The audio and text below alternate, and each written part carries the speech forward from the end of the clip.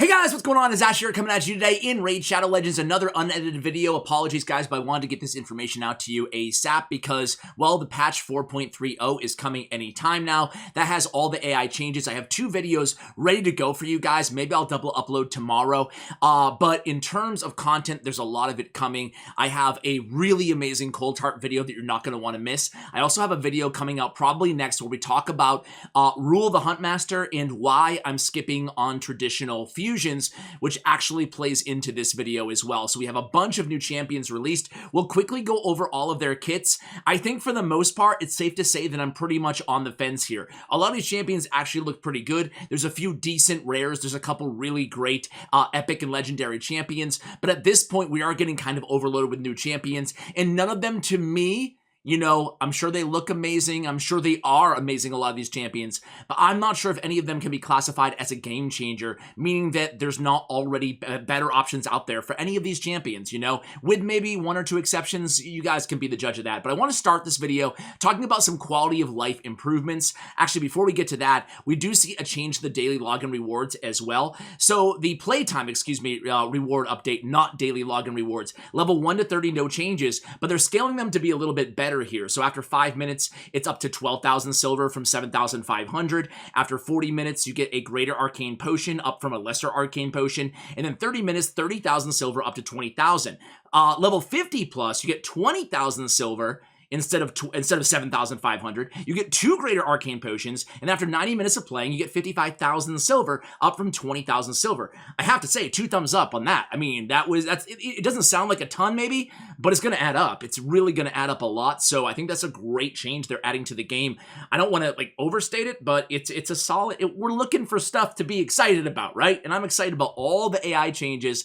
I'm also excited about the playtime reward update. It's going to add up, guys. So when we look at the other quality of life updates, again, I'm just a fan of all this stuff, right? Champion Index will display champion's name under their avatar, making it easier to navigate. Cool. Especially for newer players who are trying to like navigate through all these champions. They don't know who they are, right? We'll sort by rank. Sort by rank will become the default for pre-battle champion selection screen. Okay. Champion rarity filter will become available in champion collection tavern and champion selection screens. Good. An option to keep auto battle on by default will be added to arena and classic clan boss battles, excuse me. It will be added as a checkbox on the champion selection screen. So an auto battle checkbox. Cool. Players of level 50 and higher will get a button that allows them to access the last played campaign location with a single tap. That should make accessing XP farming locations faster. Dude, none of these are crazy huge changes, but all solid quality of life updates. Total team power for the arena, both classic and tag team, will be displayed in the battle and battle log tabs. Okay, cool, whatever, you know? Generally speaking, though, I'm not dissatisfied with any of this stuff. Let's look at the Fusion Champion, guys. I have a video going live already. Again, it's a Rule the Huntmaster guide kind of a build, but I start that video with about 5 solid minutes talking about fragment summons versus fusions, and I personally am passing. Nothing against, Hurndig here. Nothing against Hurndig, the dwarf, but I'm not doing it, man. It's not for me. I talk more about it in that video, but for me, it's too time-consuming. And I don't have that much, time, man. I'm not like, and that's a decision that everybody has to make. It's not like everybody makes that decision on their own. There's going to be a lot of amazing fusions, but I've kind of told myself, listen, you have enough in this game. You have enough champions. You have enough artifacts, well, maybe not enough artifacts. I can keep farming, right? But like, I have everything that I need, even on my free-to-play account. It's not just because you might be saying, yeah, but you're a big spender. Of course you have everything you need, Ash. True-ish, but even on my free-to-play account, I'm going to be even more selective, right? Because I want to make sure I'm not investing in champions that I already have better options or options that are like 98% the value of a champion that I'm going to be investing a lot of time and energy and resources into. Anyway, Hurndig, a Dwarf Magic Affinity attack-based champion. Again, this is the Fusion champion, the old school Fusion.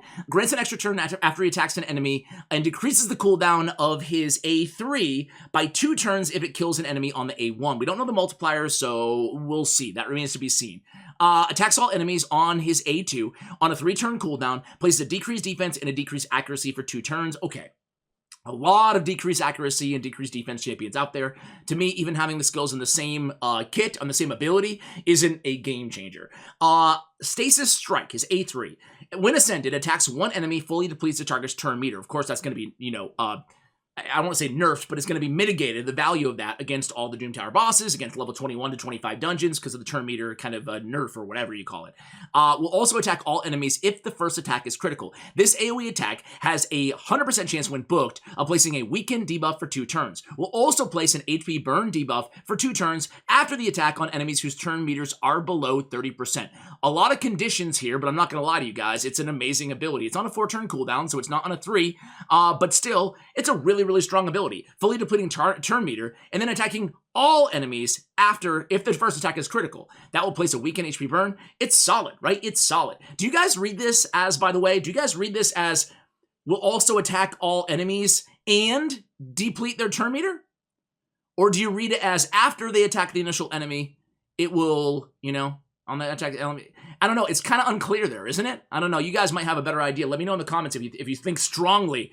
But to me, you know, I hope it depletes all their turn meter, but I'm not sure. Attacks one enemy, fully depletes the target's turn meter. Will also attack all enemies if the attack is critical. I'm guessing it might not.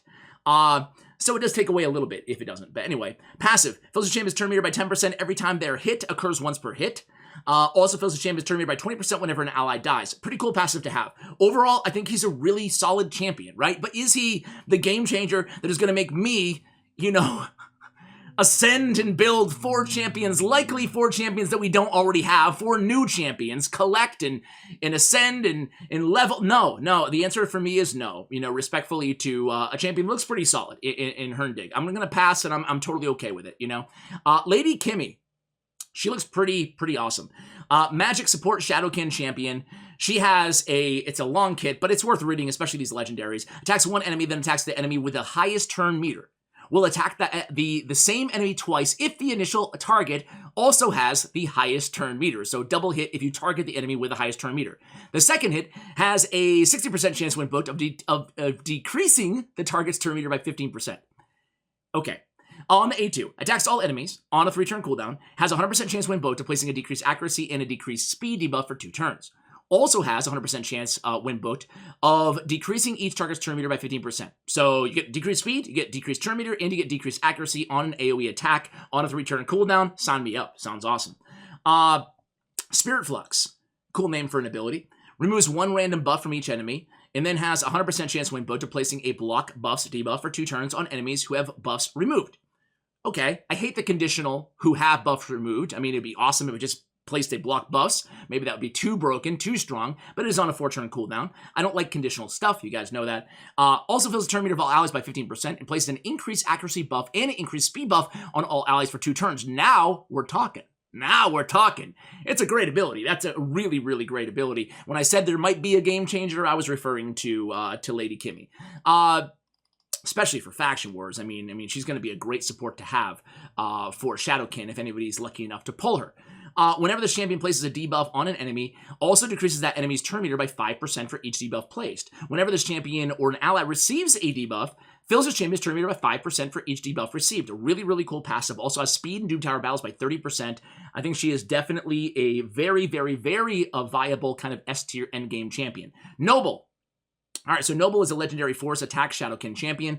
Attacks one enemy, has a 50% chance of decreasing the duration of 2 random buffs. He's all about fear and true fear. If the target is under fear or true fear on the A1, has a then 80% chance when booked of decreasing the duration of all of the target's buffs by 1 turn instead. Okay, so all his abilities get a little bit better if they're under fear or true fear. So you put him with Yoshi, right? A guy who has an AoE true fear, right, in his kit.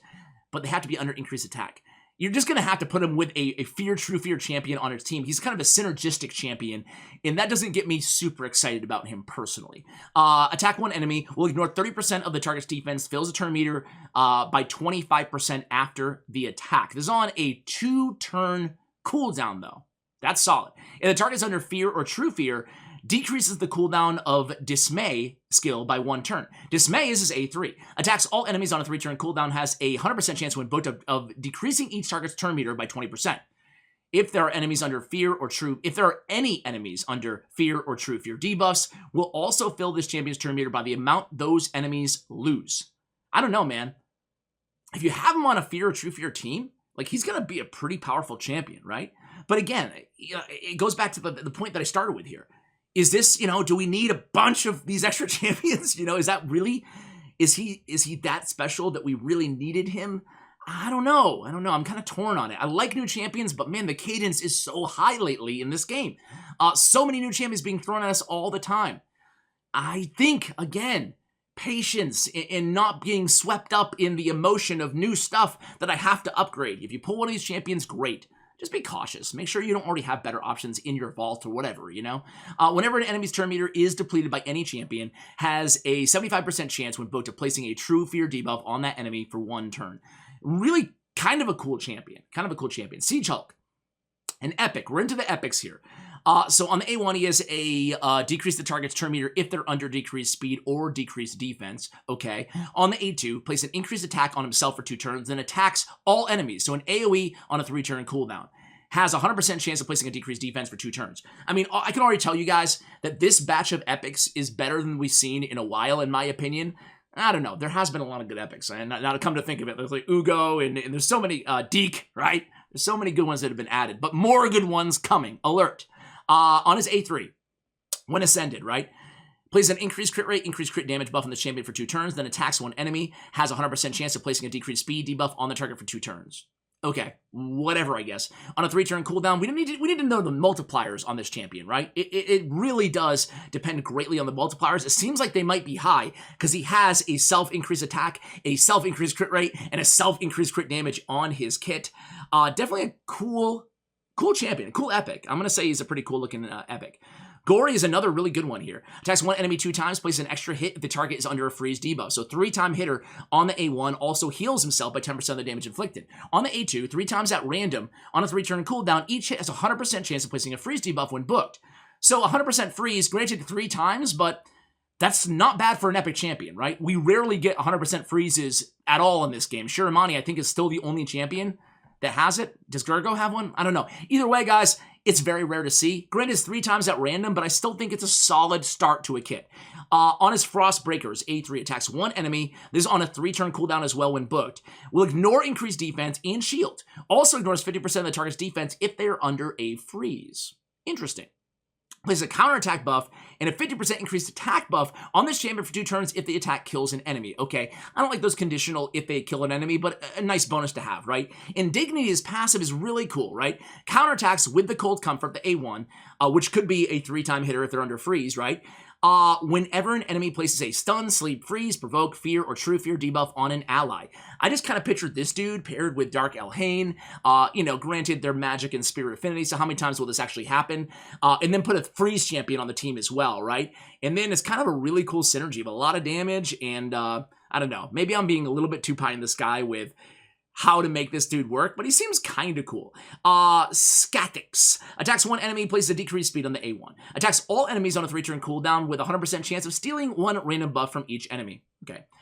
Scales of the Ages removes all debuffs from all allies. Then places a block debuffs and a shield buff on all allies for 2 turns. The shield buff is equal to 20% of the max of this champion's max HP. Dude, on a 4-turn cooldown? Dude, this is a really, really, really, really good support champion here. Scatix, to me, this is really a really good kit. Decreased speed, great on the A1 for bosses, 50% chance when booked. An AoE with stealing buffs, cool. And then a full cleanse, block debuffs, and a shield? It's on a 4-turn cooldown, but that's really good. Also, a passive. Plays a block damage buff on this champion for 1 turn whenever their HP drops below 30%. Dude, I think this champion's really, really good, guys. I think it might be one of my most excited. I like when they release compelling epics and rares, and he's definitely my favorite so far, probably out of all the champions. Not saying he's better than, some of those legendaries, but I'm just saying that, more accessible, can help more people out in the game because there's actually a better chance of pulling him. This next dude, Hofories the Tusked. Okay, he looks interesting. I can't wait to see these champions in game, man. Force support Skinwalker champion. On the A1, it hits 1 enemy 2 times. Each hit has a, 10, 20, 30% chance of placing a stun. Okay. Increased attack, increased crit rate on all allies for 2 turns on a 3-turn cooldown. And then we have an Ascended Revival on a 5-turn cooldown. Filling turn meter, 2 allies. And then after the revival, put Strengthen on all allies. To me, above average, but with power creep, like I'm not going out of my way to get excited or pull this guy. Now we go on to because there's so many revivers on a 4-turn cooldown now, epic revivers. And, you know, nice to have the increased attack, but there's so many of those champions too. I'm not that excited about him. Michaelis? Sorry, guys. First time reading these names out loud. Void Support Ogren. Attacks one enemy, heals his champion by 30% of the damage inflicted. There's some decent-ish rares, or maybe I'm being too optimistic. Also heals ally with lowest HP by 10% of their max HP. This heal will not affect this champion. Okay. Whatever. Places a shield buff on the champion for 2 turns equal to 20% of their max HP, and then places an ally protect buff on all allies except this champion by 2 turns. This is 25%, not a 50% ally protect. I don't know, this is kind of like a poor man's ally protect starting champion. Has kind of a mini Duchess, decrease the damage all allies receive by 5%. This champion will receive that damage instead. I don't know, defense and faction wars by 21%. I guess for early game faction wars to mid game faction wars, you could do worse, but I don't know. I'm not investing. Hellborn Sprite attacks one enemy with a weaken on the A1, 3-time hitter with a heal reduction on the A2, on a 3-turn cooldown. Yeah. Increase the duration of all ally buffs by 1 turn. Dude, I'm not excited at all about that champion. Odachi is a Shadowkin defense force, and that was that Shadowkin. It's demon spawn too. Like more demon spawn, more undead horde. We don't need that, but it is what it is. Odachi force defense Shadowkin.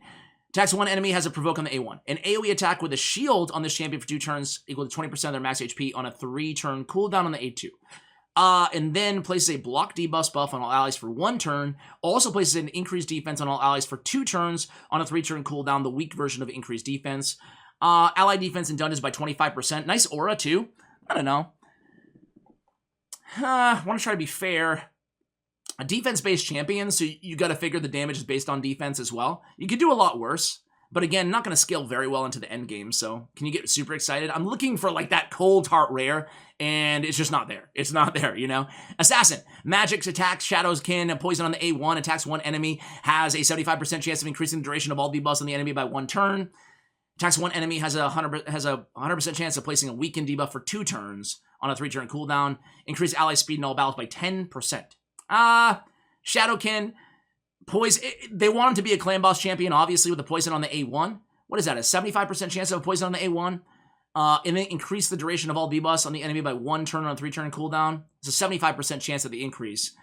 I think that it's a good champion for early game clan boss. That's about it. All right, guys, so let me know who your favorite champions are here. I'm going to end the video here. I don't want to go too long. I have a tendency to ramble, as you guys know. But I want to thank you guys for watching all the way till the end. Again, guys, I think that for me, Skathix is my favorite champion for reasons that I stated earlier. And I'm also a big fan of Lady Kimi in terms of my favorite kind of champions out of this batch.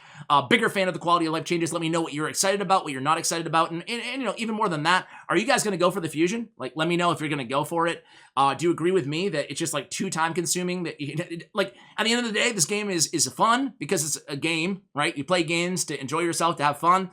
And I don't enjoy not the stress is not the right word, not like it's stressing me out, I'm anxious. The stress as in like the amount of time and energy it takes to plan for a fusion and resources as well. Just for me, it's just not worth it because I don't enjoy it. It's not fun. And when the game's not fun, I don't want to play. I don't want to play that particular part of the game. Anyway, guys, let me know how you feel in the comments below. Thank you so much for watching all the way till the end. And as always, take care, guys.